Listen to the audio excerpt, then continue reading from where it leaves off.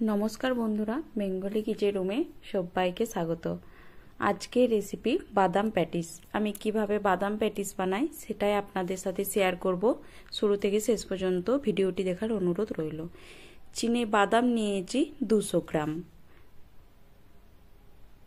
আর নিয়েছি আখের গুড় 100 গ্রাম। এরপর একটা নিয়েছি কড়াই দেব গুড়, আর দেব অল্প একটু জল। গ্যাসের ফ্লেমটা অবশ্যই হাইতে রাখতে হবে। গুড়টা খুব ভালো মতো জাল দিয়ে নেব।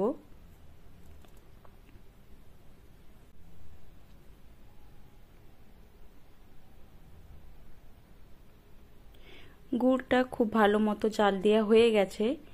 এরপর দেব 1 চিমটি খাবার সোডা। খাবার সোডাটা ভালো করে মিশিয়ে নেব। এরপর একটা বাটির মধ্যে নিয়েছি ঠান্ডা জল, একটু গুড় দিয়ে গুড়টা চেক করে নেব।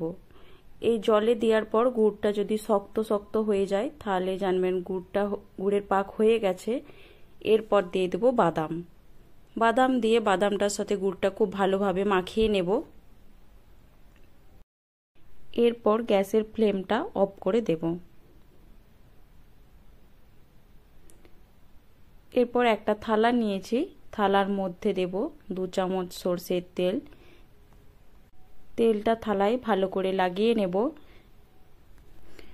এরপর বাদাম আর গুড়ের মিশ্রণটা থালার মধ্যে দিয়ে দেব।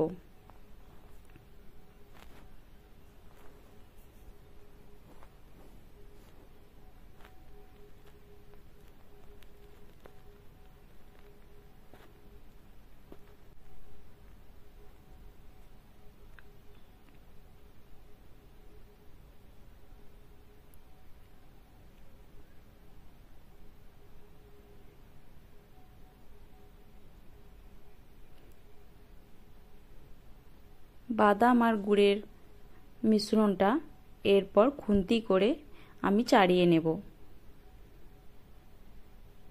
গরম অবস্থাতেই চাড়িয়ে নিতে হবে, না হলে ঠান্ডা হয়ে গেলে জমাট বেঁধে যাবে, তখন কিন্তু আর হবে না।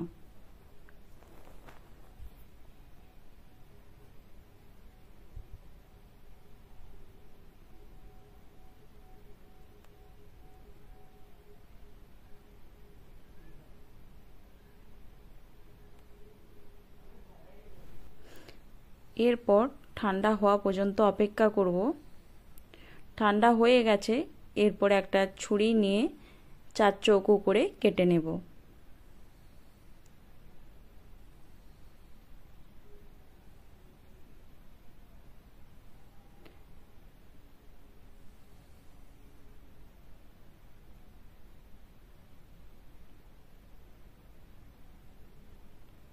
চার চৌকো করে কেটে নেওয়া হয়ে গেছে। রেসিপিটা আপনাদের কেমন লাগলো অবশ্যই জানাবেন। আজকের মতো এই পর্যন্তই। ধন্যবাদ।